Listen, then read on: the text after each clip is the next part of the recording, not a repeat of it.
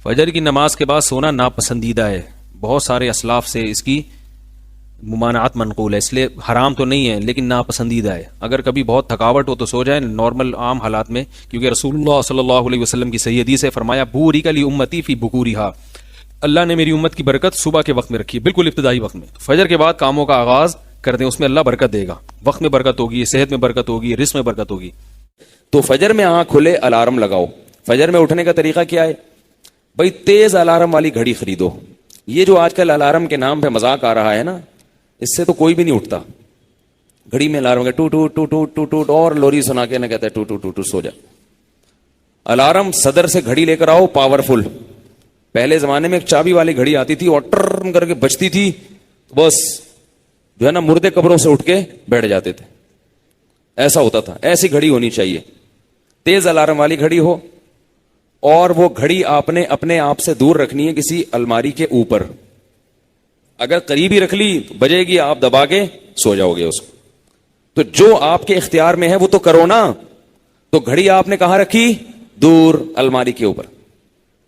اب جب رات کو وہ گھڑی بجے گی، اتنی زور سے بجے گی وہ کہ سب پریشان ہونا شروع ہوں گے، تو آپ بھاگے بھاگے جاؤ گے اور اس گھڑی کو بند کرو گے، تو کچھ سستی آپ کی دور ہو چکی ہوگی۔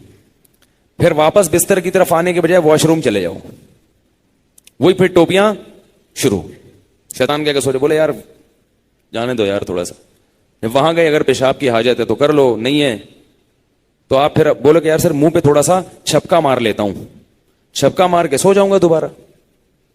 شیطان کہے گا پھر صحیح والی نیند نہیں آئے گی، تو آپ بولو ٹھیک ہے نیند نہ آئے لیکن چھپکا تو مارنے دو نا، اور ہم اتنے بڑے سوتو ہیں کہ نیند آ جائے گی، کوئی مسئلہ نہیں۔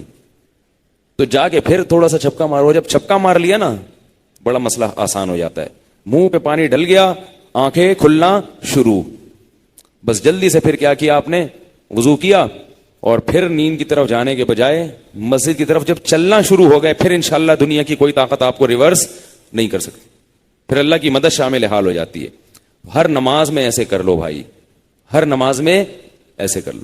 ایک دفعہ جب نمازی بن گئے نا تو یہ اتنی بڑی نعمت ہے، جو ایک دفعہ نمازی بن جاتا ہے اسے کوئی 1 کروڑ روپے بھی دینا کہ نماز چھوڑ دو، وہ کہے گا دنیا چھوڑ دوں گا، نماز نہیں۔ نمازیوں کے حالات دیکھو نا، ایک دفعہ جب روٹین پہ آ گئے نا، بس میں نے آج تک کوئی نمازی، پکا نمازی جو ایک دفعہ بن گیا ہو، اس کو نماز چھوڑتے ہوئے نہیں دیکھا۔